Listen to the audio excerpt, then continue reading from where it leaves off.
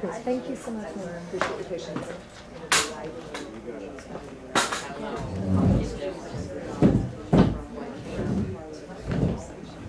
You are all set.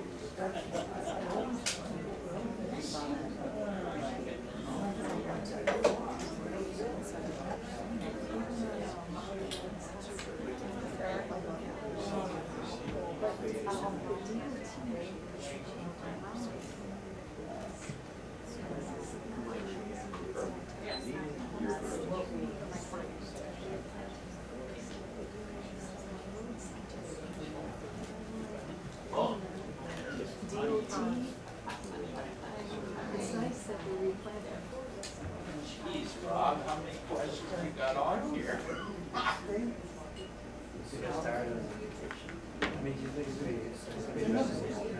This is the state. Yeah. So,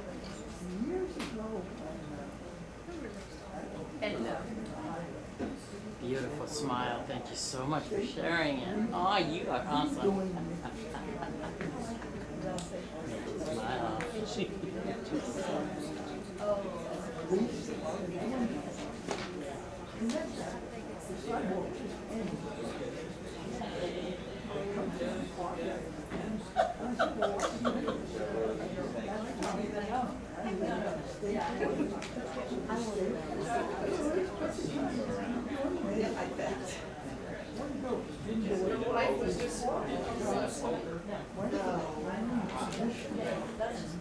She sat next to me and she was like,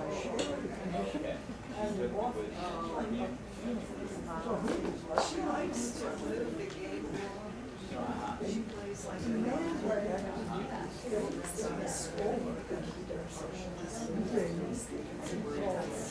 I'll talk to you.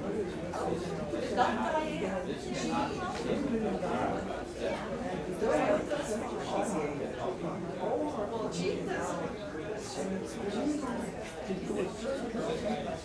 I'll remind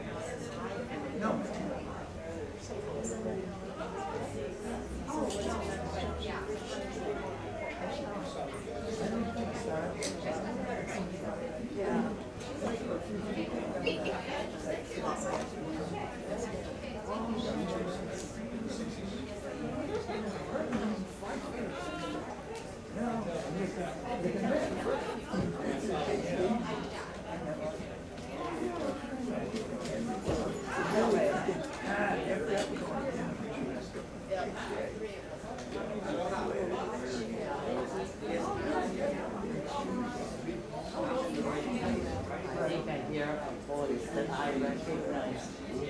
It is my Moran.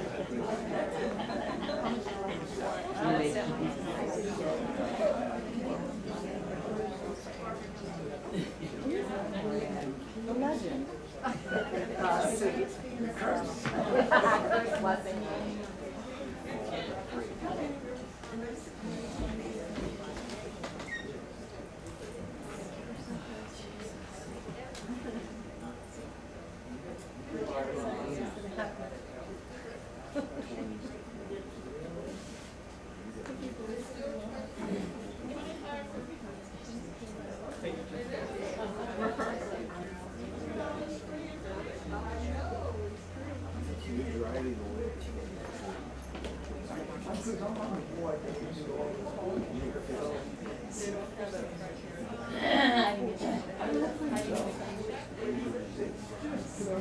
Is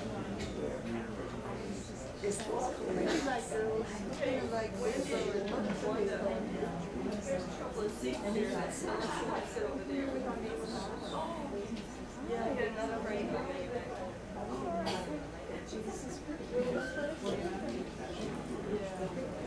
Okay, let's go.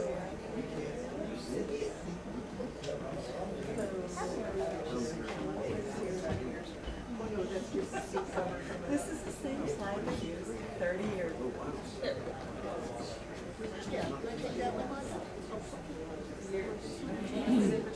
No, I just didn't want to leave again. But I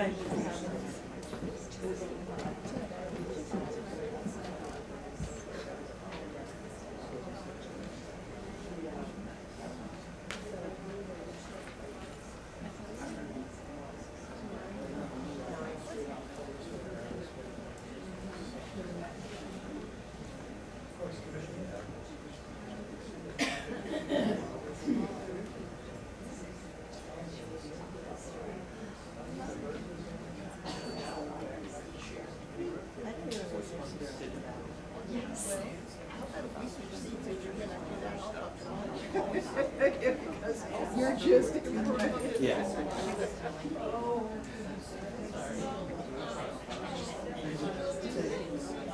you wouldn't be.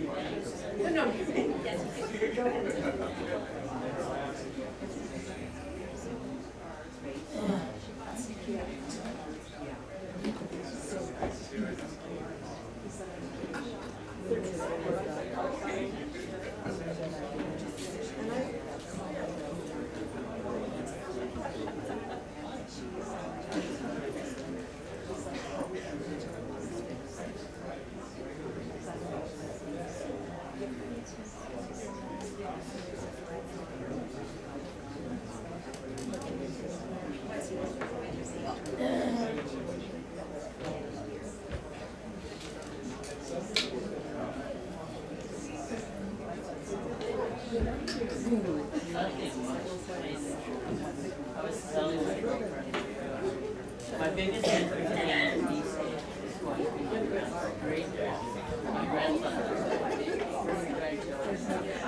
events. That is my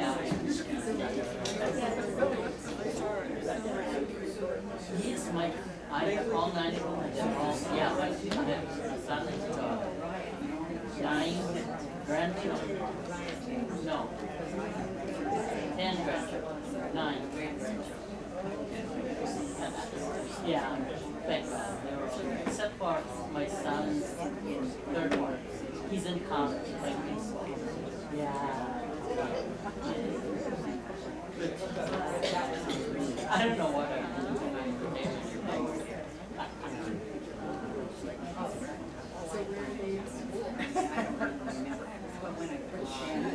They're all in Central. So age brackets, except for my daughters, they're in Covington.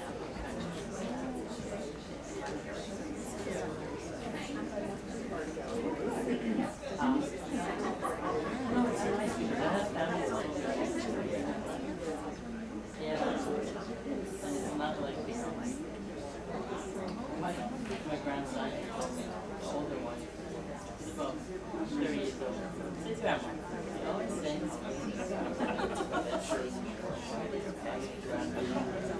I said,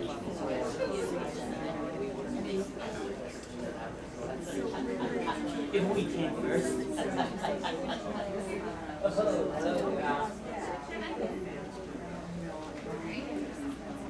But other than that, no, I'm still the broker of the forward sales, and I put the couple of still on but there's a principal broker here. Under the law says we have the brokers on the you're well versed in that. But other than that, even at 73 hours, usually I will be adjusted. It's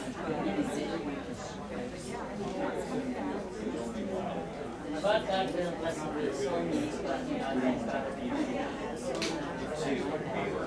I can at least thank him for being able to talk.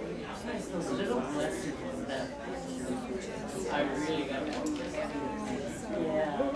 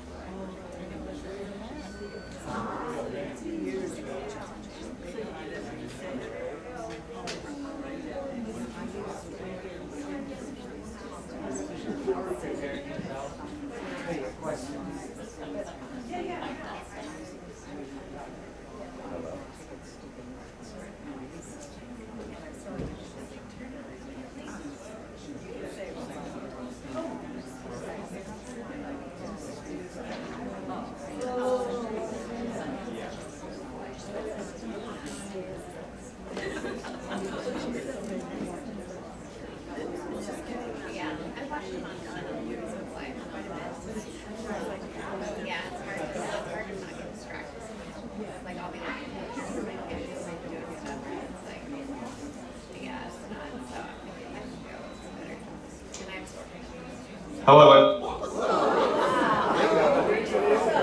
Okay then. All right. Welcome everyone. My name is John Laney. I am the president of the KCA Community Association. We'd like to thank you for coming out tonight and being involved and participating in your community, because that is what we do.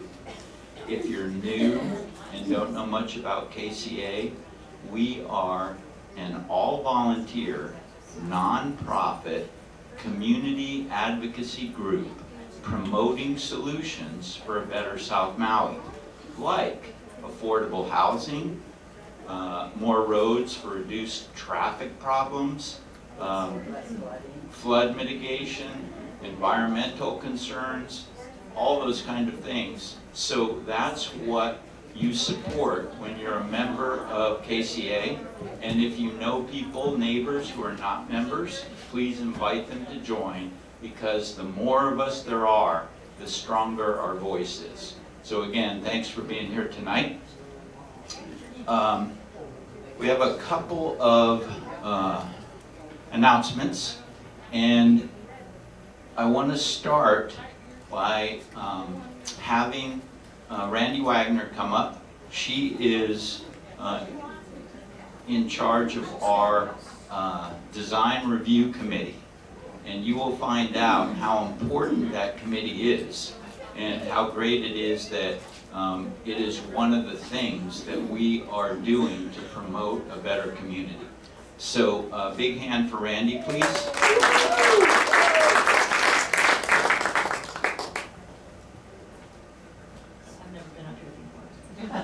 Aloha, everybody. Aloha. Thanks for coming tonight.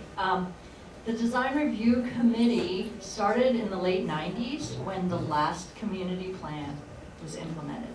And the goal of the Design Review Committee was to advocate for the vision of the community plan. There's a disconnect in the community plan because the community creates the vision and the county makes the land designations.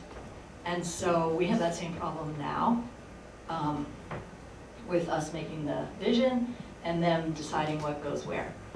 However, what we do is we invite developers to come and bring their plans to us as early as possible so that we can give community input.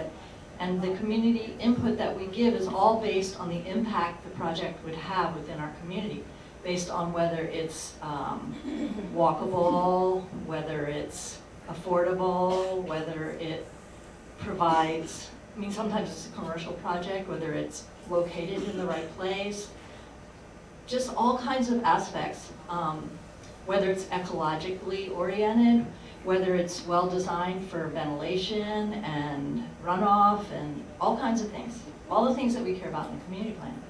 So what happened early on in the 90s was some really community activists went to the Planning Commission and they went to the County Council and they said, please don't review or give permits to any projects that have not been vetted by the design review committee.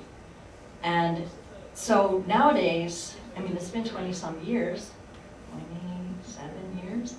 And some developers come and some developers don't come. They make a choice, and it's really at the county level where the decision is made if they're going to review it or not, because we don't have representation. We don't have government. All we have is basically our community association to speak up for us and, you know, individual citizens who do it outside of our community association. So this is just a really, really critical voice until our colonial style government changes and we actually get a mayor and a, you know, some autonomy ourselves for a 30,000 plus community. You know, there are communities on the mainland that have 100 people that have a mayor. Anyway, so until we have that voice, I mean, we don't even have our representative voted for by our area. It's voted for by the island. So that's why we have the design review committee, and any way that we can advocate that the county continue to enforce that the developers come to us first is a benefit for everyone. And we invite members, all kinds of people are on the design review committee. So if you're interested, you're welcome. Thank you.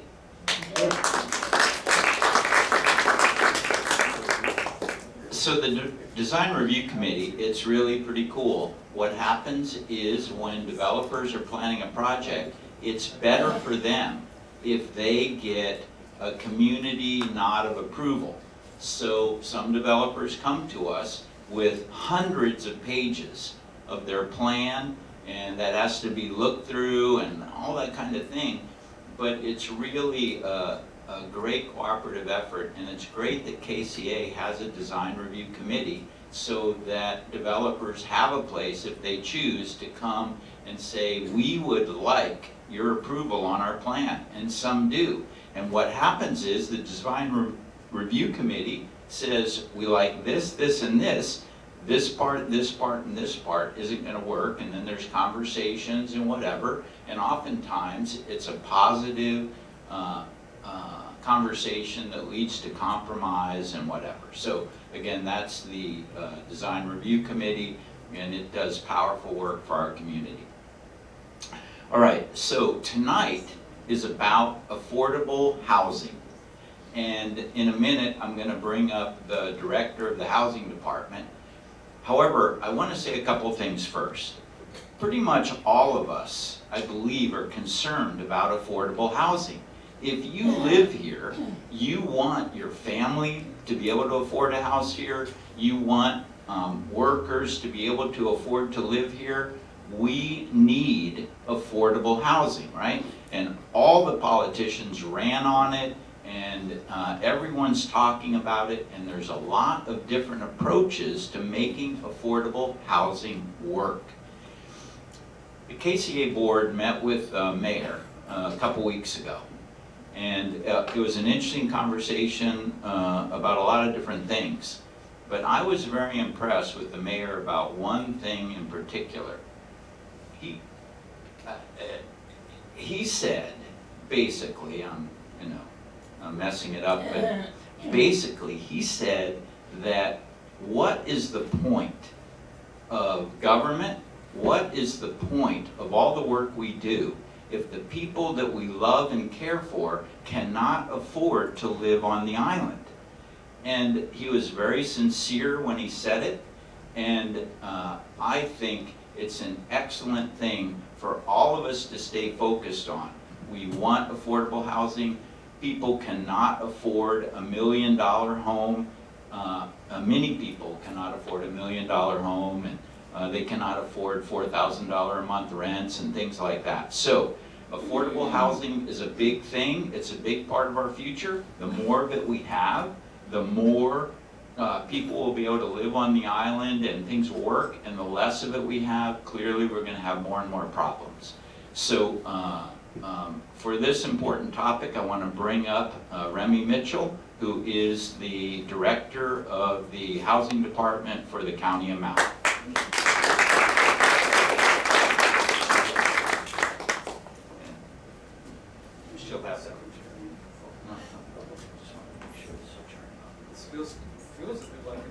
presentation.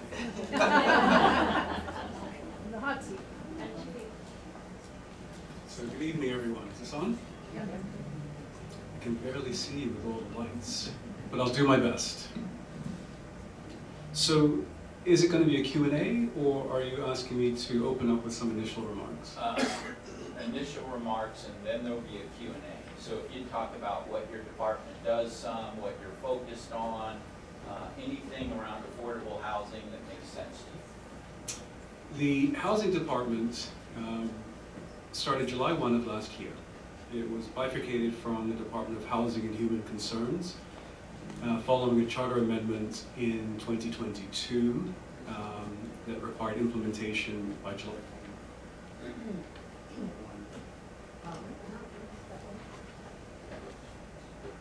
may want to give them your mic. Sorry.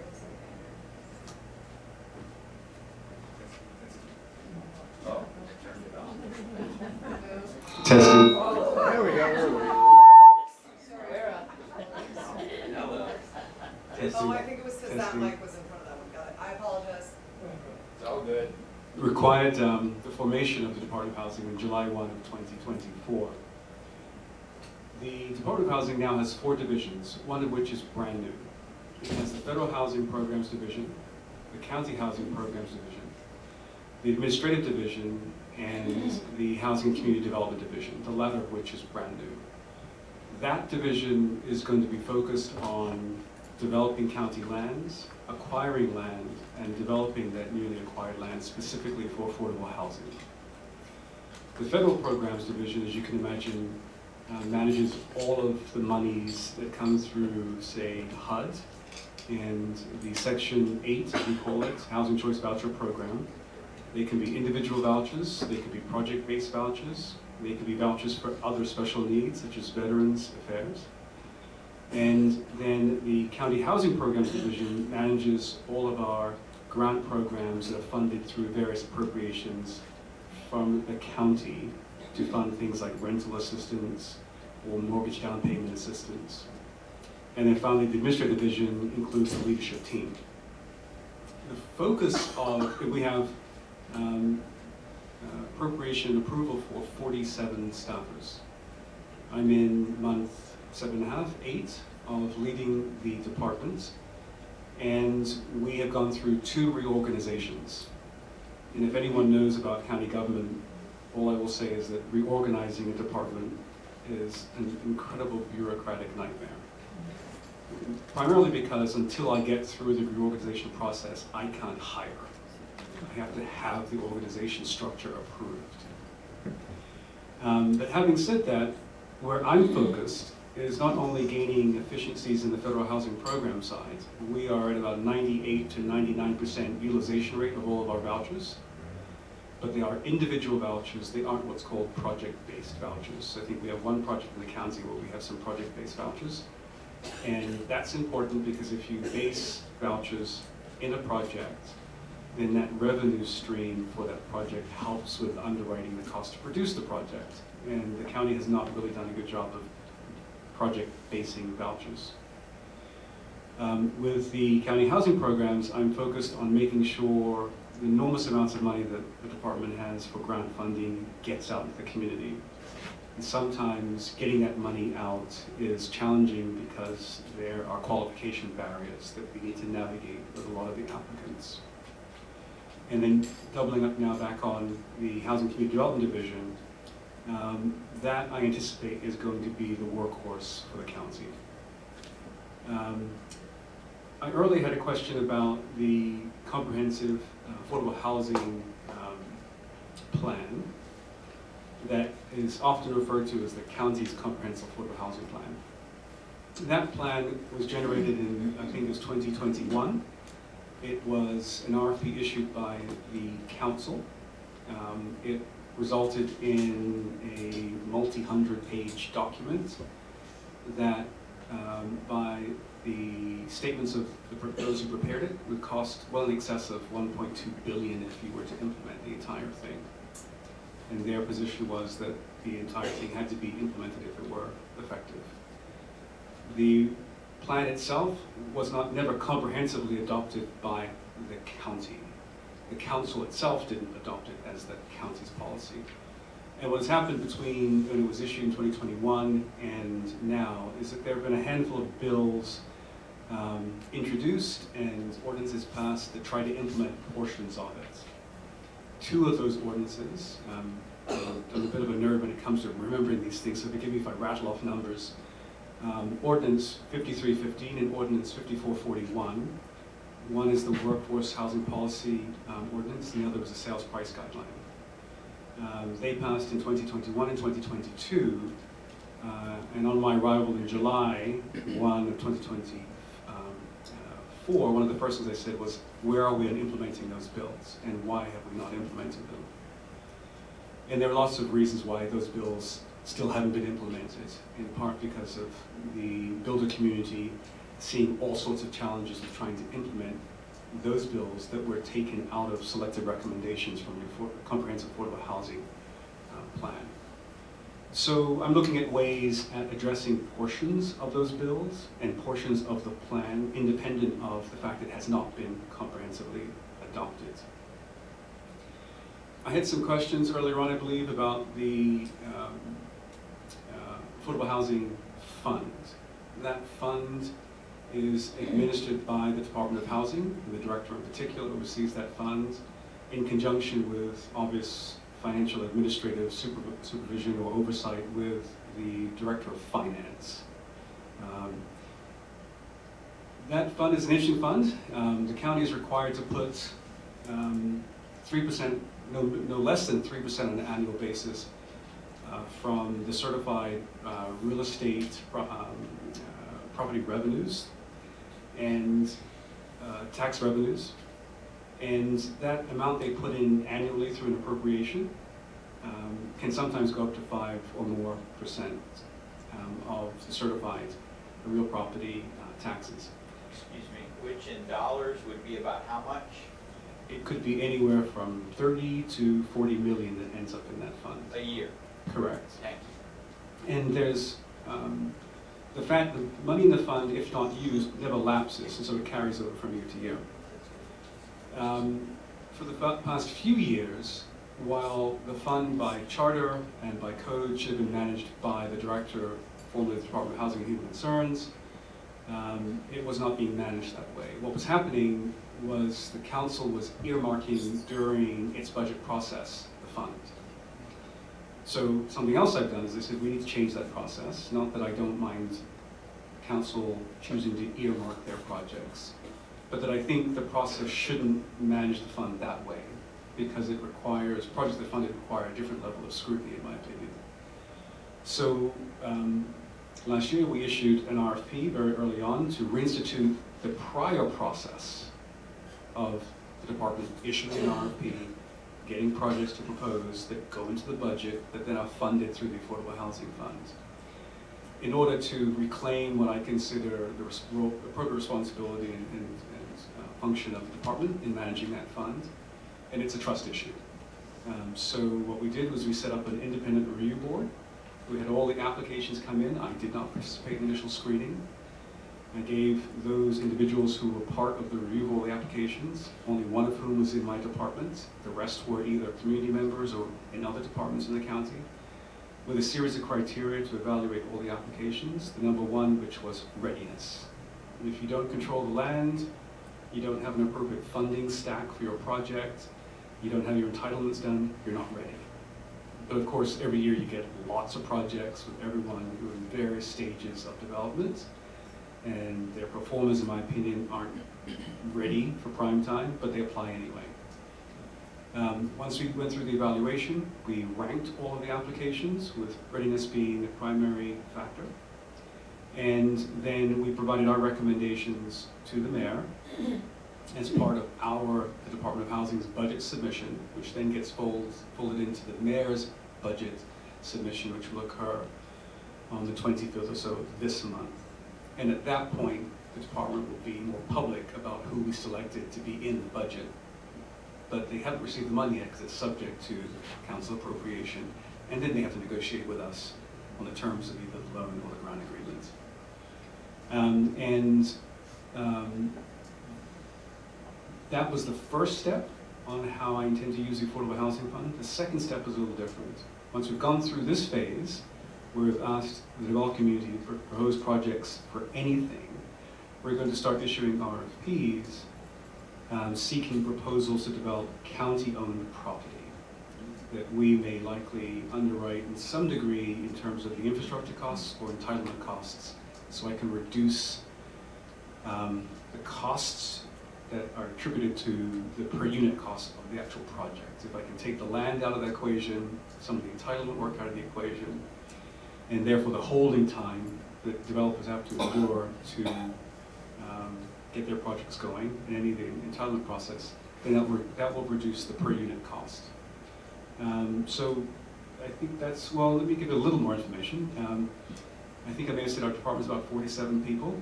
The vast majority of whom are in the Federal Housing Program Division.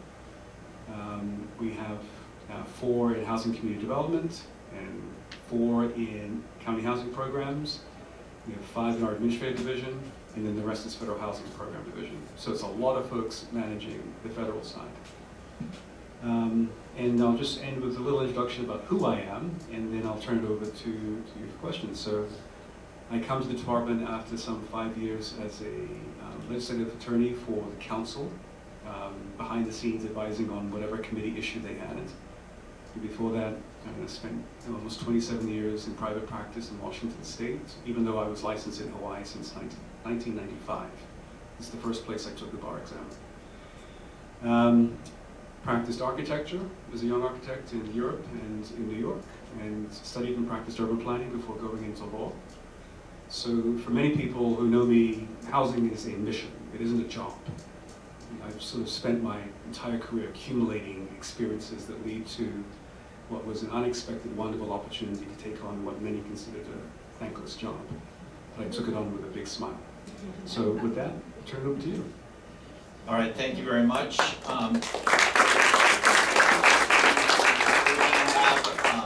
Some Q&A time, so if you have a question, but I want to start, so the county is putting $30 to $40 million a year into an affordable housing fund, right? That's, that's pretty good. That's more than nothing. And then how many homes, affordable housing, rental units and whatever, when you've got this rolling and you got enough projects and whatever, would that translate into roughly? Is that a question that? Thank you for the question. Without spending some time on my calculator, I couldn't tell you how much that translates into units. One, because there's so much, that the fund can be used for a variety of things. It can be used for infrastructure costs. It can be used for pre-development costs. It can use for debt financing. It can use for the use of the vertical construction. It can be used to do your environmental surveys. So it's not an easy calculation to make. Okay, very good. Questions? But it sounded like you got a lot of your money from federal Go funding. ahead, you said. It sounded like you got a lot of your funding from federal grants, or a federal source, right? So there is a very large amount of money that comes to the department that's used for Section 8 vouchers and other grant programs. That's correct. I guess to follow on his question, how many homes or family housing units does that provide per year? So your question and his are slightly different. The grants in the Federal Housing Program Division don't go towards building units. They go to subsidizing individuals to rent or living units. The funding in the Affordable Housing Fund, I indicated, was a bit challenging to translate that, and we never have, into what it would produce in units, because it's used for so many different things related to affordable housing. Thank you. Real simple question. What's your definition of affordable? Yeah, simple. That's not such a simple question, but I saw you had a wise smile on your face as you took the mic. So I know you know that's a tough question. If I were to look at our population and our dominant industries, 70% to 80% of our population works in tourism, recreation, retail-related industries. If you look at the average income that is collected by HUD in those industries in Maui, by HUD standards, the majority of our population, 70 to 80%, is earning low-income wages. So that tells me immediately that I need to be focused on housing that's anywhere from, say, 160 AMI down. Can you quickly tell people what AMI stands for? AMI stands for the area median income, and that's a calculation generated and produced by HUD on an annual basis. And where that puts us in an affordability range is somewhere between, say, 500,000 and low sevens, tops, low sevens. But the reality of trying to build units at that price point in our market is incredibly challenging. I can't tell you the number of project performers I've looked at in just the last 6-7 months where they simply don't pencil out. The developers are trying to produce units for the area median income, and when they tabulate their costs and the revenues from the sales, and you look down at the bottom performer, there's always, in parentheses, a deficit. And it can range anywhere from 15 million all the way up to 70 million. And therein lies the challenge. Because I have to pass on the projects that need that 70 million, that sort of deep subsidy. So one needs to look at different ways to develop the projects. The other part of your question, how I'm going to answer it, is that I don't look at developing property by using general tax monies as the most ideal approach, because that's a finite sum. I will never have enough in that fund to do what I'm asked to do, which is to produce enough affordable housing to meet the needs of the community. So what I have to do is figure out how to get the county to look long and hard at bond financing.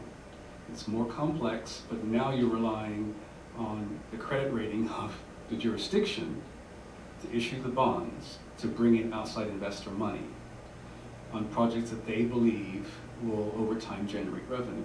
And that just, it's a shift we have to make, in my opinion, in order to be able to produce more housing. I hope that answered your question. Thank you.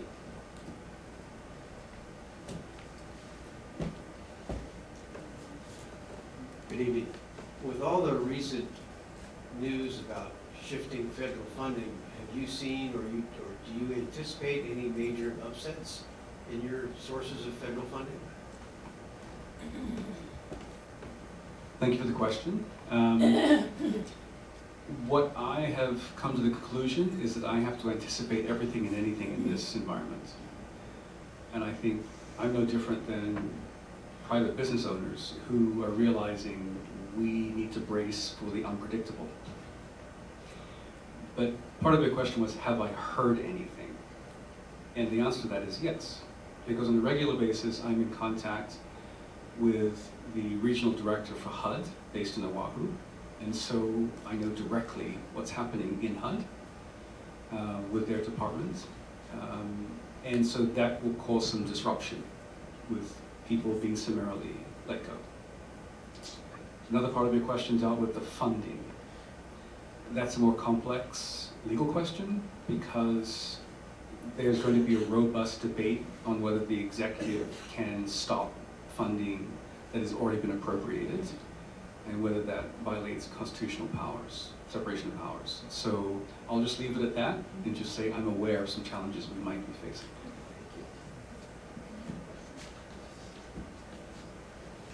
First of all, thank you for taking the job.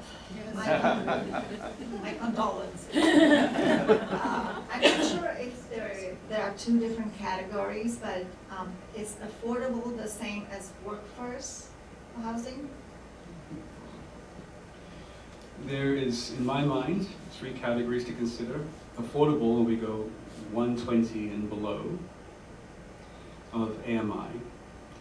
Workforce tends to be in the 120, 140, and then gap tends to be 160 down to 120. It's sort of gap income group. Okay, so my question is more for the workforce housing.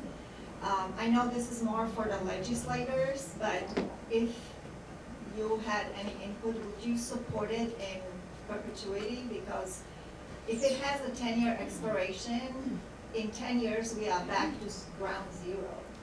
So that has been the problem of Kihei, all the people who work in Wailea. And if we finally get workforce housing for them, they don't have to commute 45 minutes to upcountry or Wailuku and creating all this traffic. So workforce housing should be in perpetuity, and I do have the feeling that our council members don't understand the concept. It has been adopted by a lot of ski resorts, a lot of islands, because we need the people who work in hospitality. Even if they come in cycles, it has to be in perpetuity, not in 10-year expiration and become a market value. Thank you for the question. So let me say first, openly, I'm going to answer that question delicately. One, because I'm in the role of implementing. I'm not in the role of making policy. And it's the council's jurisdiction to make policy. But having given you that caveat, I will also say that if one has listened to the last 3 or 4 Housing and Land Use Committee meetings, what you might have heard me say very clearly is that you don't want deed restrictions so short that the county is constantly in the position of having to build new units because projects or units cycle out of the deed restriction period and they go back into the open market. But I've said that with describing what I call a teeter-totter. Deed restrictions, in my mind, the length of the restriction, whether it's 10, 20, 30, or in perpetuity in terms of years, is less the problem, in my opinion, than what I call the non-temporal and non-time related restrictions. Those might be the resale price requirements, they might be the buyback period process, they might be occupancy requirements. Deed restrictions are not just the length of time, there are all these other restrictions. And it's, in my opinion, a lot of the other restrictions, if they were more fluid and easier, underwriters would be less inclined to see deed restricted properties as high risk, which causes them to be disinclined to lend on them. So that's a long way of saying, on the one hand, I don't make the decision, I just implement. On the other hand, I do think that one has to be conscious of making the deed restriction long enough so that it actually, in time, helps the community. So you have to be able to develop and sustain a large quantity of affordable dwelling units, and we're not there yet. So in my opinion, it doesn't make sense when we have such a shortfall to make them very short and you're constantly trying to catch up. Thank you for the question. And KCA fully supports having workforce and affordable housing as part of the projects when they develop them, rather than they can develop luxury homes and get the affordable housing done somewhere else outside of their development.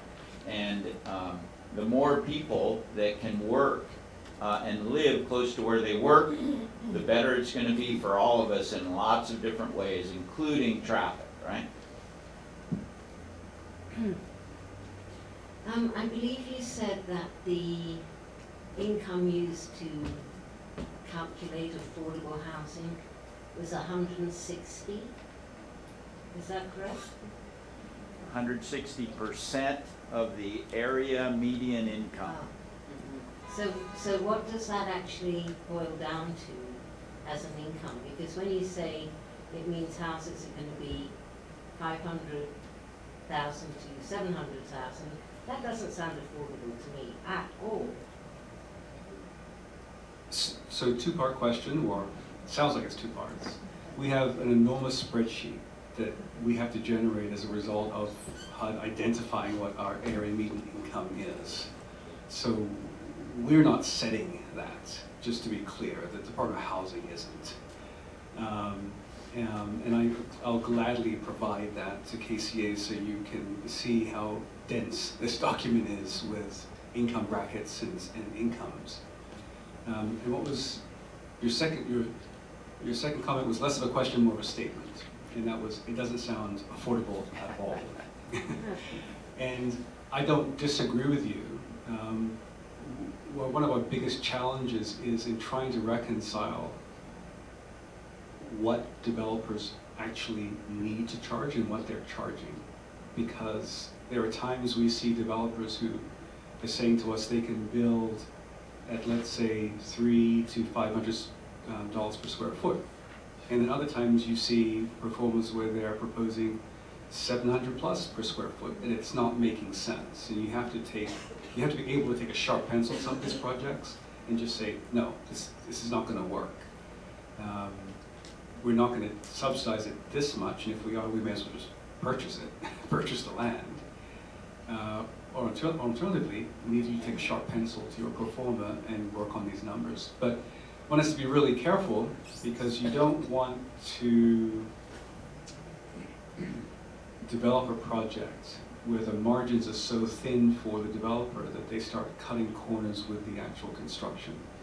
The last thing you want to do is to burden someone who's already financially burdened and struggling to acquire a home, to then acquire a home that they then immediately have to start fixing and taking care of because of some problem. All right. Thank you.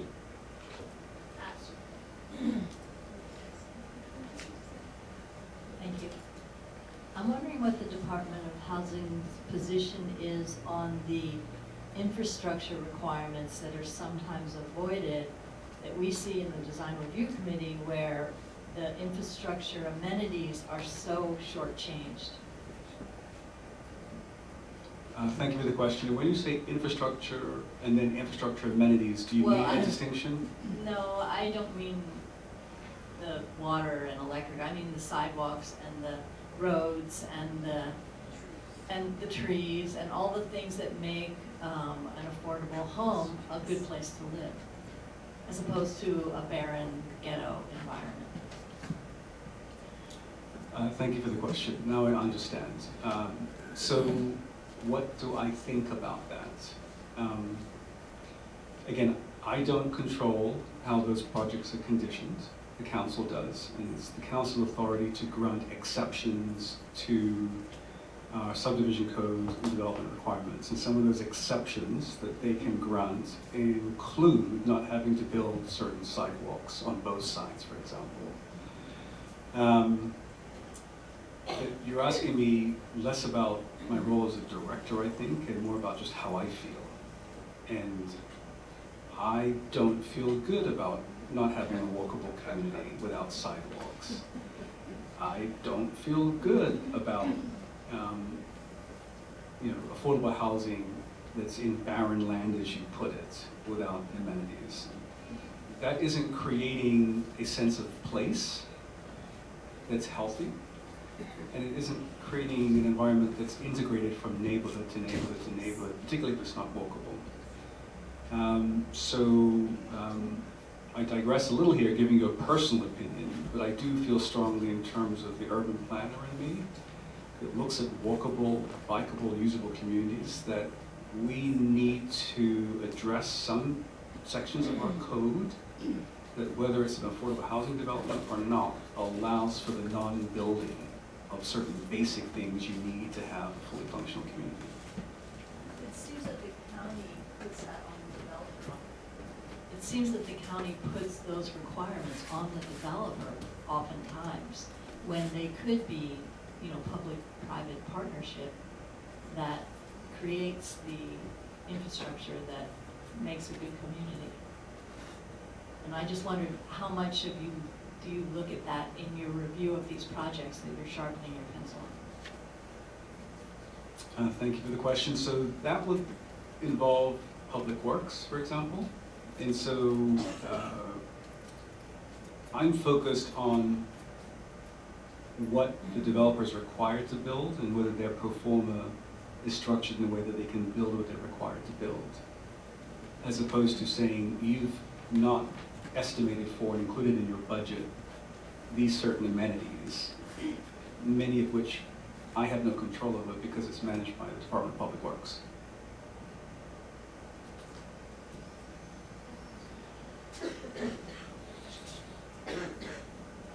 And then one more question after this and we'll wrap Sorry, up. so you mentioned deed restrictions that were more Closer. Sorry. You mentioned deed restrictions that were more supportive of long-term housing, so the lenders don't get scared away. Closer. Example of that? So the question was, or statement was, that I mentioned deed restrictions that don't scare away lenders. An example of what might cause a lender to see more risk, it's not scaring them away, it's just the underwriters are evaluating a transaction for risk, is that someone comes in and the buyback period, for example, if they choose to sell the home they're proposing to buy within the deed restriction period, is a process that is onerous or too long. They might see that as a risk. Or requirements that say you must resell to someone in the same AMI and you cannot sell anywhere else, to anyone else. That means the population of potential buyers for that unit gets smaller and smaller and smaller. They perceive that as risk.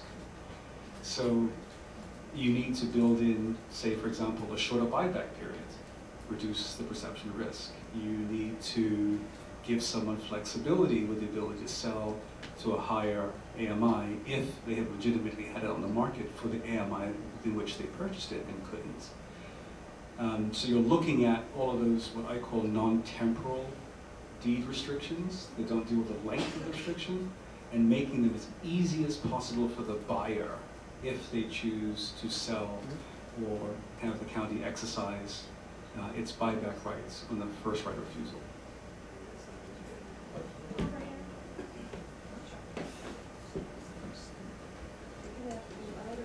How many current affordable housing units does the island have?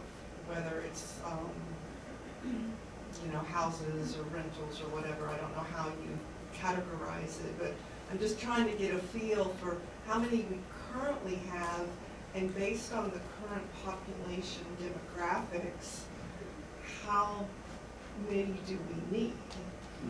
You know, to see what the Great gap question. is. And then I'm also, now I'm assuming you're the whole county, right?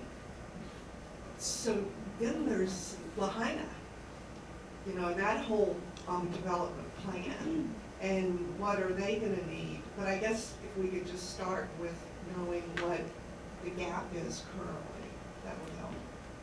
Great question, thank you. That's a great question. Thank you for that question. And I'll need to just ask you for the grace of getting you the data so I don't offer a guess tonight.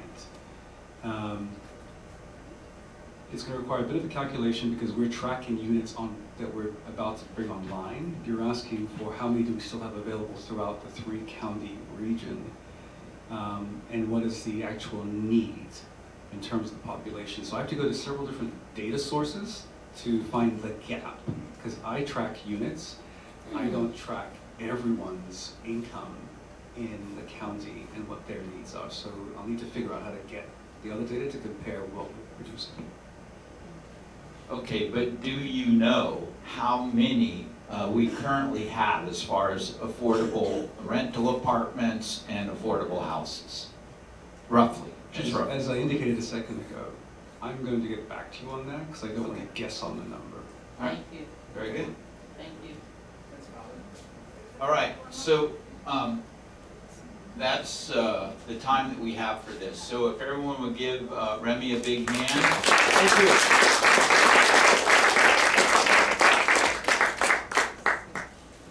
Thank you, everyone. Thanks.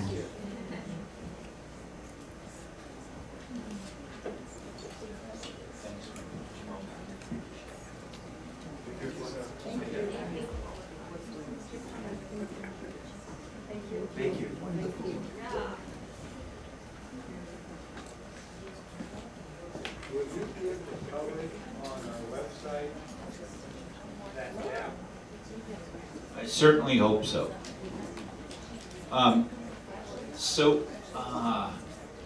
As you can see, or if you begin to get the idea, affordable housing is really a complicated bailiwick of formulas and a whole bunch of different things. But there's a lot of good things happening, right? In Kihei, we have online or coming online between the projects on PK Avenue and the Old Hagai Institute, 511 affordable and workforce housing units. They will be online or already are with the Hagai Institute within the next couple of years in Kihei. So that's really pretty cool. And then they have, with the Maui County Comprehensive Affordable Housing Plan that we touched on briefly, the county has a serious plan, a couple hundred pages. I have skimmed those couple hundred pages, which, you know, is a big deal. And their plan is 5,000 affordable housing units within, well, I think the original plan was within 5 years, and that's behind. It's not going to meet those expectations, but the county is seriously planning on trying to get 5,000 more affordable homes and rental units on the island. So that's good. And then, as you heard, there's 30 to 40 million a year going into an affordable housing plan. So there's some positive things happening with affordable housing. And there's a whole bunch of things that I don't want to get too far in the weeds with. However, I also want to point out something that most people are unaware of, and it's tricky, and there's some smoke and mirrors with the developers and whatever. So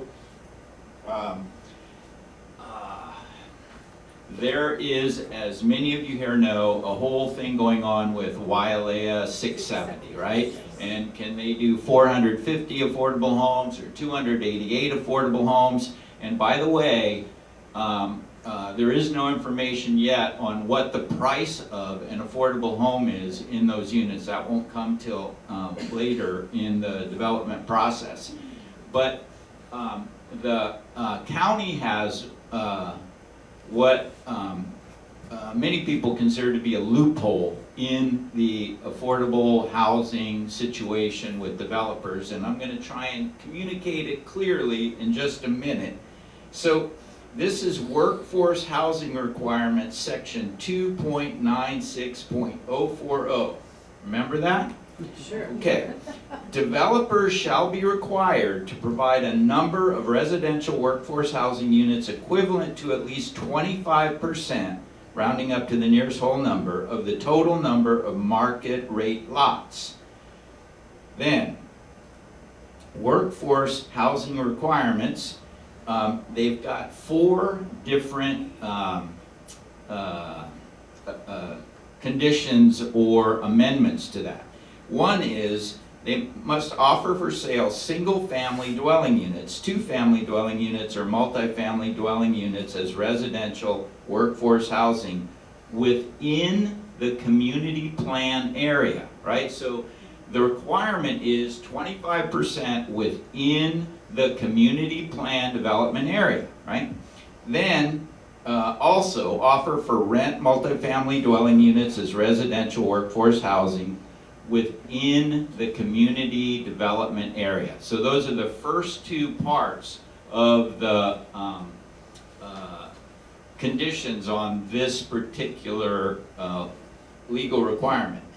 But then we get to sections 3 and 4, and 3 says, in lieu of directly selling or renting units pursuant to subsections B1 or B2, the developer may convey such units to a qualified housing provider subject to department approval pursuant to section 2.96.150. So this thing basically says the first 2 don't particularly matter because the developer can then take their homes the number that they're required to have and give it to someone in an outside area, outside of their development area. Follow me?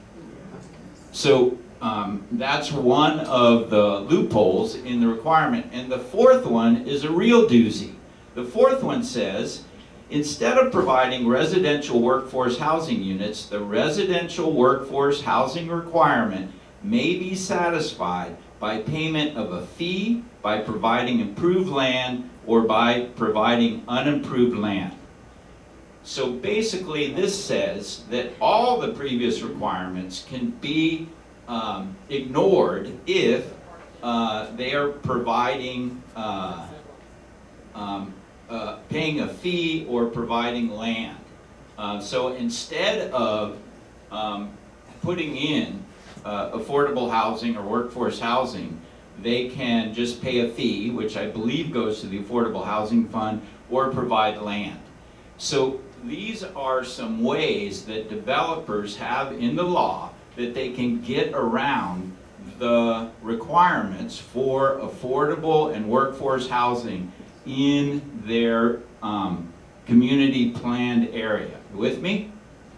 So the reason I'm bringing this up, because there's a lot of good things happening, but also there's a lot of things happening that still need a lot of focus and attention by our community.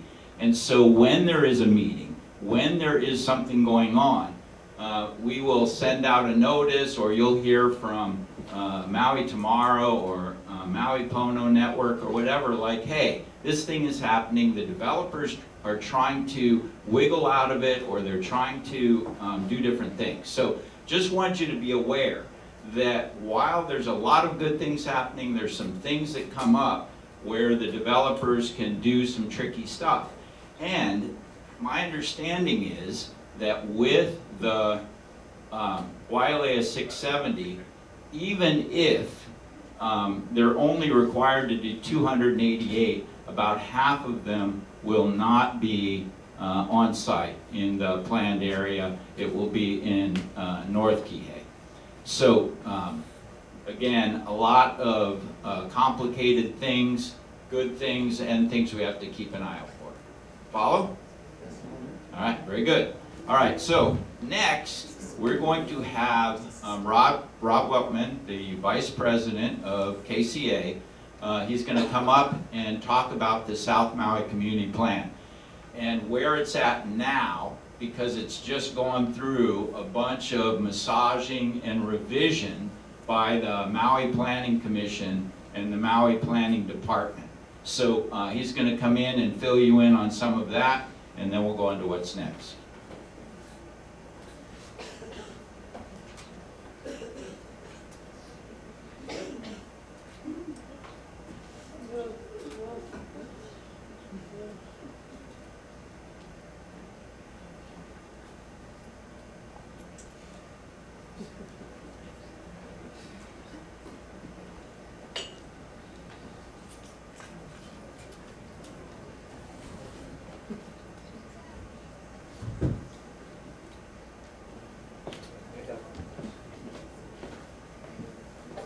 I might gotta go in just a couple minutes here.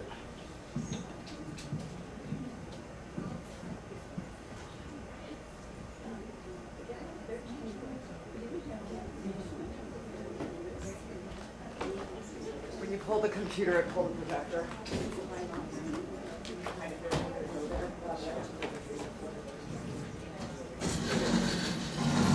Sorry folks, thank you for your patience.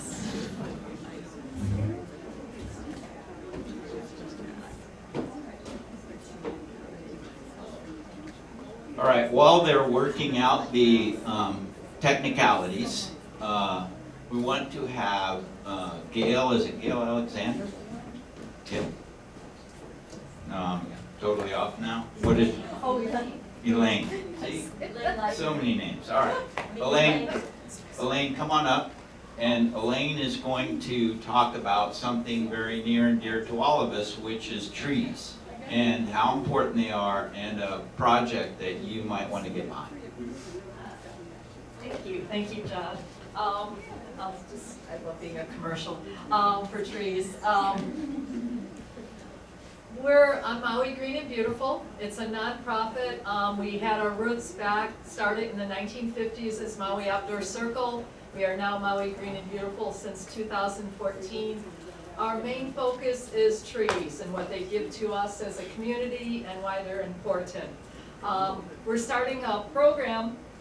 It's called the Citizen Forestry Program. It's based out of Oahu. It's already on Kauai and Guam and Oahu, where you learn to be a citizen forester. It's like a $20 donation. You get a t-shirt, sorry, it's been a long day, a t-shirt. And we're gonna have it on April 12th at Kalama Park. I have after the meeting, I could be outside if you wanna take a picture of the information so you know how to sign up. It's only open to 30 people for the first time, and then we'll have it again later on in the year. But if you're very interested, what it teaches you is it teaches you a connection to trees by doing inventory, knowing the species, the size, how to do all that good stuff. Be a voice for trees, because when you go park in a parking lot during the day, 10 to 1, you look for a shady tree to park under. If you go to a parking lot nearby, let's say Safeway, you're not gonna find that. The trees are heavily over-pruned, incorrectly pruned. And so I've been in this business. I'm a certified arborist and landscaping for 40-something years on Maui. So, and trees have always been special. But again, if you're interested to learn more about this program, to learn about us, I'll be outside after the meeting and I can give you the information. Okay, thank you. Thank you very much. You know, the organization that she's with is promoting and encouraging the county and business owners and whatever to put up enough trees in their parking lots, right? Because trees make things more beautiful and we all want to park under them and all that kind of stuff. So there's so many organizations doing so many good things for Maui, and this is one of them, so thank you. Thank you. All right, Rob, thanks for your patience. Hello, Mike.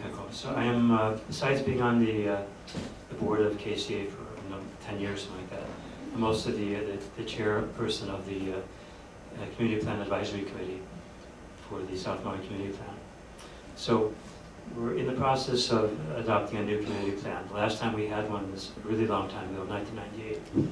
So by law, we're supposed to have a new community plan every 10 years, but it's our county is not really set up for that, and among other things, they only do one of the community plan districts at a time, and so it all takes a long time. There's been proposals in the past to bring in contractors and other help so they can maybe start on one while they're still finishing up the other one, but that hasn't happened yet. So the main contents of a community plan are these three. There are other things too, but the main things are there are policies, there are policy sections which says what the planning department should consider when they get a request to permit or allow building or some other development.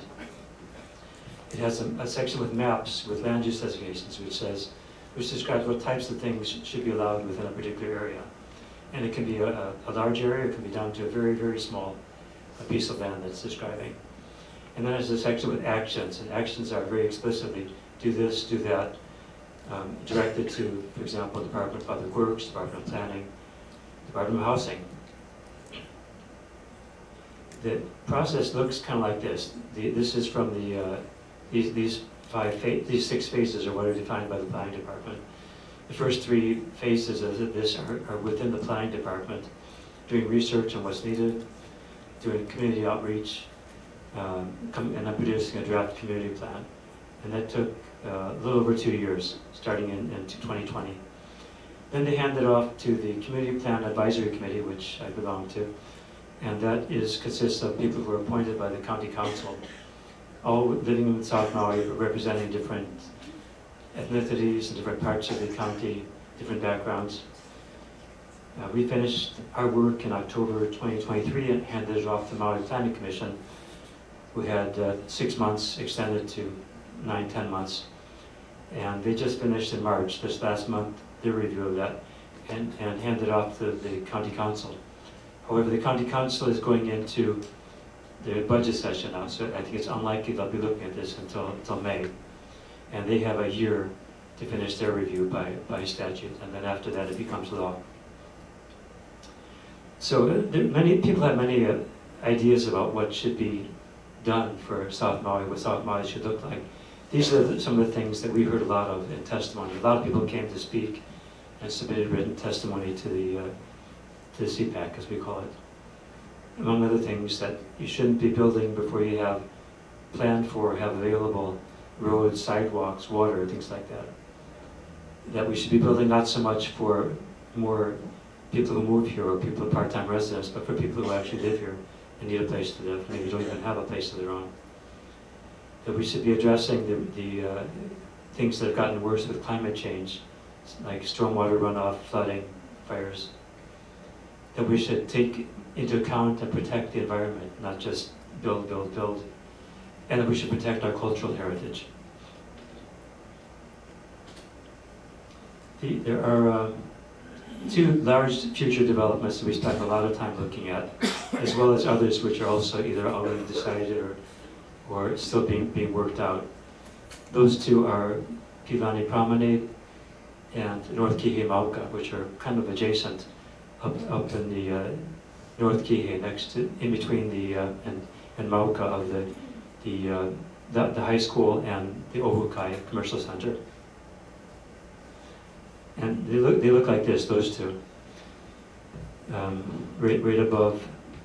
So those areas are not developed yet, but there are areas which are threatened by fire. We had the fire in 2023 reached down, as you can see, all the way down into this what will be North Kihei Mauka, and we have Pilani Promenade just below that. And they've marked a couple other things which I'm going to be talking about very briefly that we consider very important.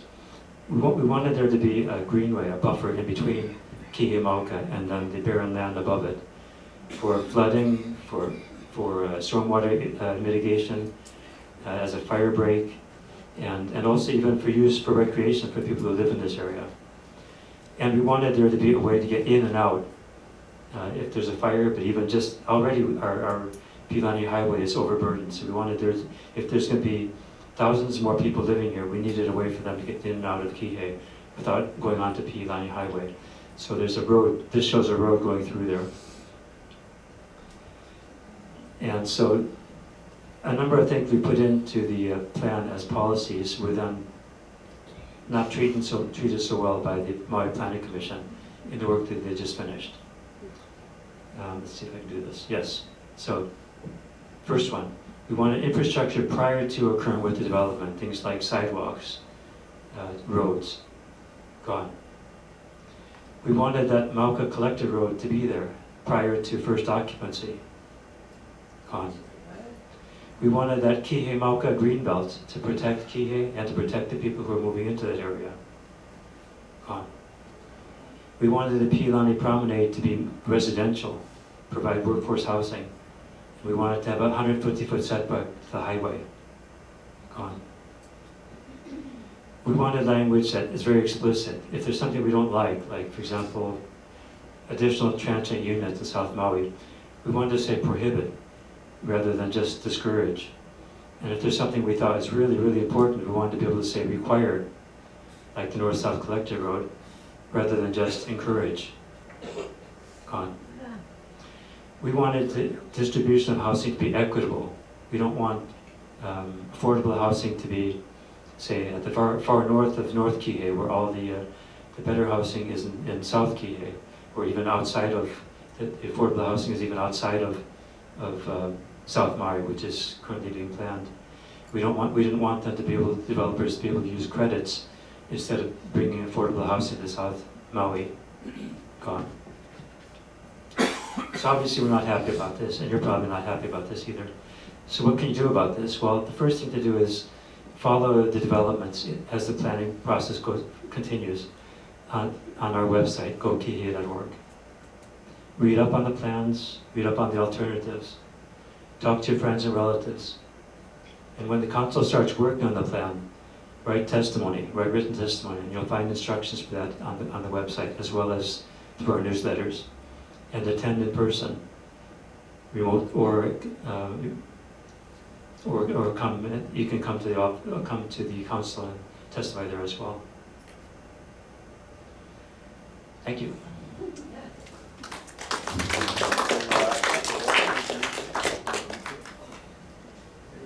Thank you, Rob. So, you know, Rob is one of our local heroes, right? He was the chair of the South Maui Advisory Committee that put together the South Maui Community Plan over a year of public meetings and all kinds of things to put this plan together.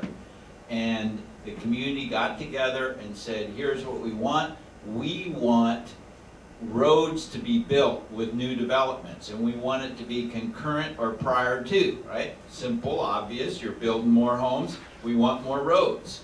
And so they made that a requirement in the plan, and then the Planning Commission has taken that out.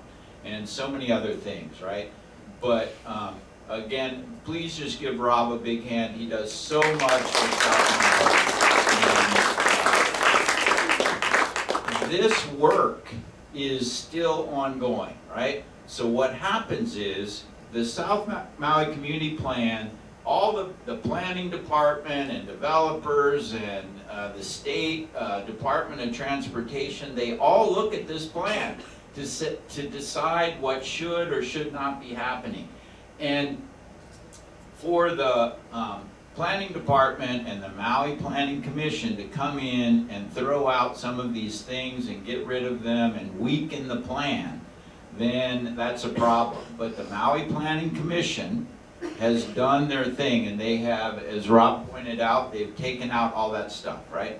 So the next step, as he said, is it's going to the county council, because the Maui Planning Commission makes these recommendations, and then the county council votes on it. And when they vote on it, one way or the other, it becomes kind of the law or the loophole of the land, whatever the case may be. So that's coming up, we think, in the next, is that like 3 to 6 months? So let's say the 1-year process, probably starting in May. Okay, so there's going to be county council meetings and different things. And as Rob said, one of the things that you can do is you can show up, and you can have your neighbors show up and testify or send in email testimony or whatever. And we at KCA happen to have a simple but brilliant plan to help you stand up for our community. And that's called the South Maui Voice Team, all right? So how many people here are part of the South Maui Voice Team? All right, very good. So what the South Maui Voice Team does, if you join the team, you don't need to be a member of KCA, it's free to join, then once a month you will get an email from us that is a call to action. And it will say, here's what the issue is, here's 3 or 4 talking points, here's who to contact or how to testify, right? So if you join the South Maui Voice Team, we will once a month let you know one of the issues that we're dealing with and how you can help us forward this issue and hopefully make a difference in what happens in South Maui. So if you would like to join the South Maui Voice Team, please hold up your hand. We'll give you a sign-up form, and you can help us, and your neighbors can help us. Anyone you know can join the South Maui Voice Team and help KCA and other organizations do what we can to, you know, make so many things hopefully work better for South Maui.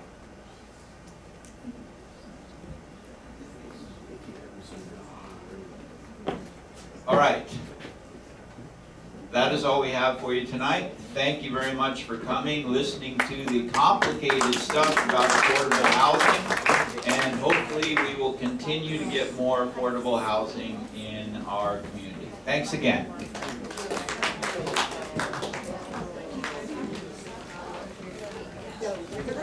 Yeah,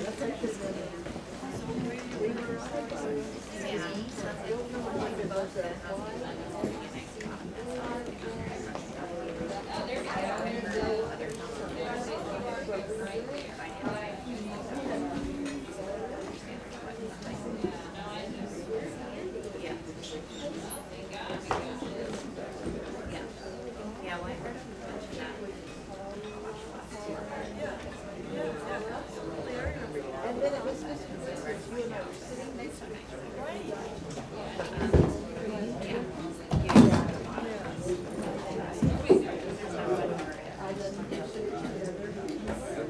It's been here. Oh, yeah, that's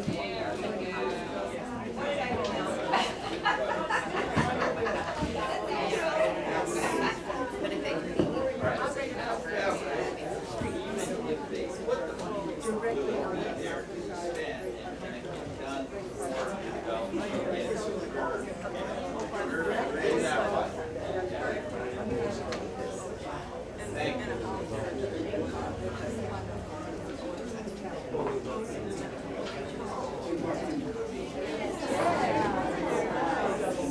I also did the QR code so I can actually go sign it.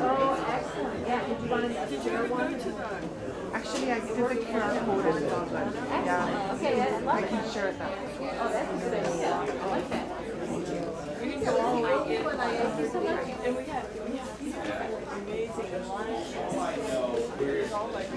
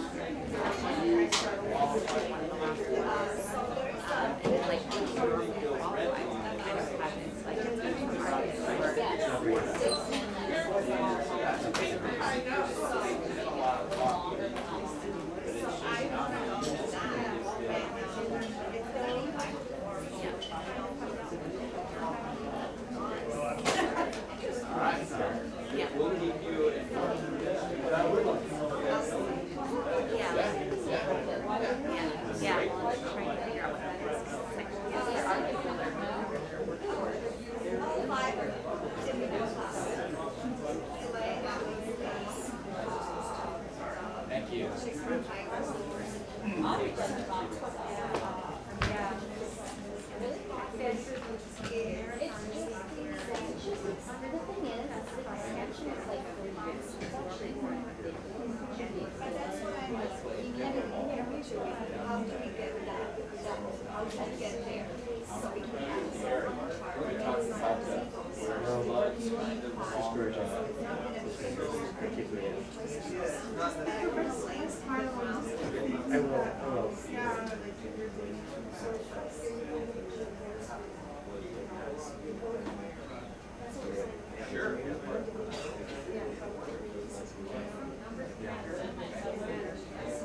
And it's not working.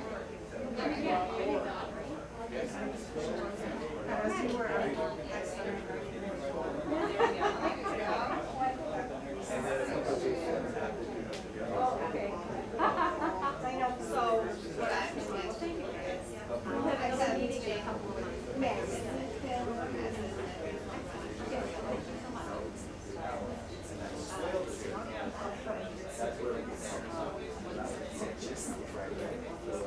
I know, you. You can do something. They're the legislators. Okay, so Madison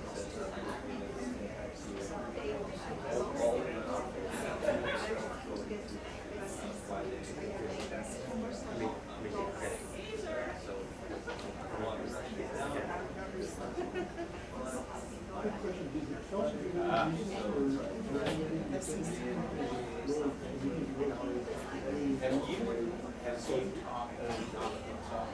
is kind of information. And it's also the advice of kind of almost all the things they did. Almost every single case they just voted the same way that advice them to do.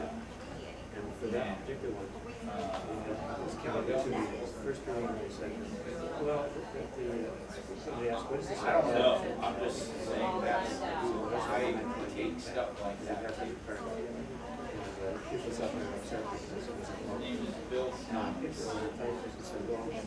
I think it's Bill That's a great approval. And then the second time they came up, they actually made the decision, they said, this is too vague. Like, that's too vague. So it's just like, but then since then, I researched a little bit, and that is actually, that requirement is actually in the charter of planning departments all around the United States. It just makes sense. It's just the way you do things. Yeah, you don't build someplace and then after that you think, oh, where's the road? I know. We're gonna get there. I tell you. First. So it's not something radical. It's just common sense. So I'm trying to get it back. They got appointed by the county council, which is 5 developers for Ohanaki. So they appointed, that's right. We're behind you. John and Brad, thank you very much for trying to make a difference here. What the heck is, have your house flooded every year, what's the big deal? Yeah, yeah.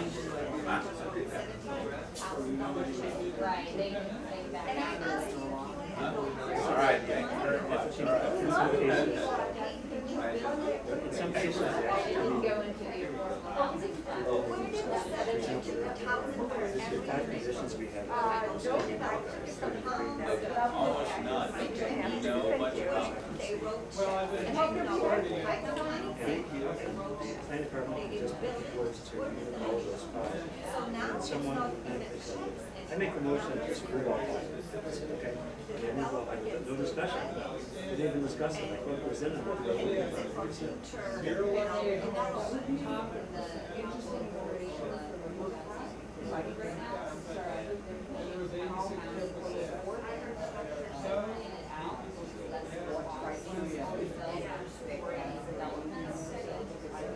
Right.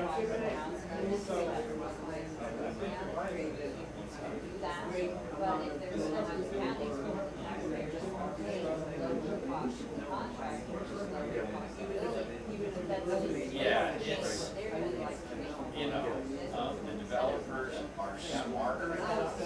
They've been at it longer. This is happening in communities across the country. And they have well-paid staff and lawyers that are so in some cases, sometimes feel like we're molasses. Exactly. some cases, I guess, it's just, But for now, that's all we can do. And,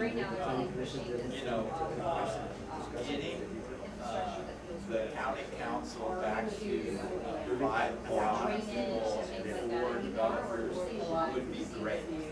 But they know what they've got. They've got 5 floors, and they are, you don't even know. It'll be. we still have it, it's just not used, nothing used right now. The language in it is, I understand, I understand, but reading about some kids and understand that I'm dumbing down, they don't understand, they don't understand, and they're like, you can sign Well, that. yeah, good.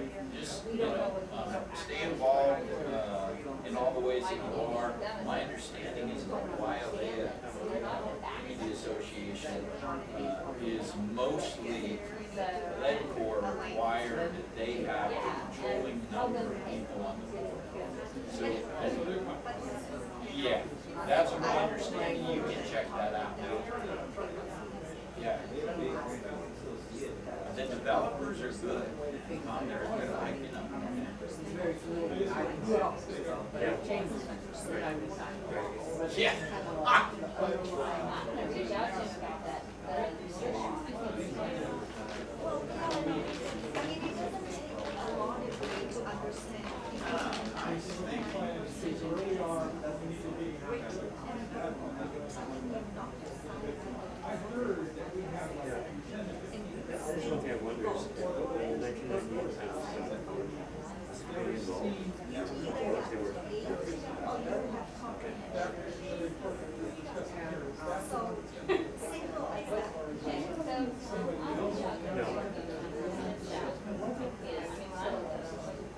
Well, I don't know. I was just impressed that the county actually has a plan for 5,000 it's not scratched on the back of the napkin. You've got, it's all laid out. You can go on Google the comprehensive, county comprehensive affordable housing plan. And it's not gonna solve everything, and it's not restricted to Lahaina or South Maui, but getting workforce affordable housing in these developments rather than shutting them off. I mean, you know, it's just obvious to most of us. And what they're thinking is they're owned by developers, and developers are, all right,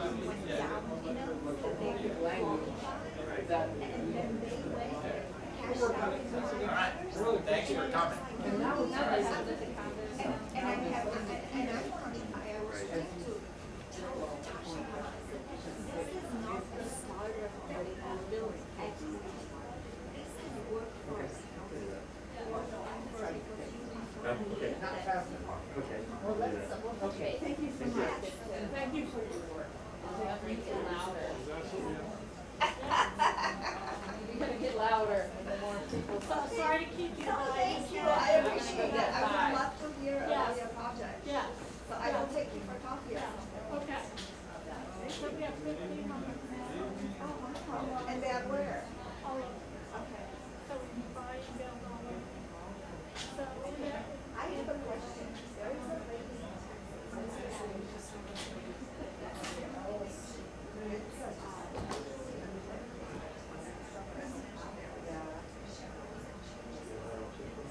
Oh, I'm sorry, I do love her. I was gonna say, if you ever want to do something here, like an event, like, talk to people about all that, maybe I'll for Maui Rapid Response or anything. And honestly, I feel like at some point somebody's just got to do like a. Yep. Hold on 1 second, Rob. I'm just turning it off. Turn off the record button.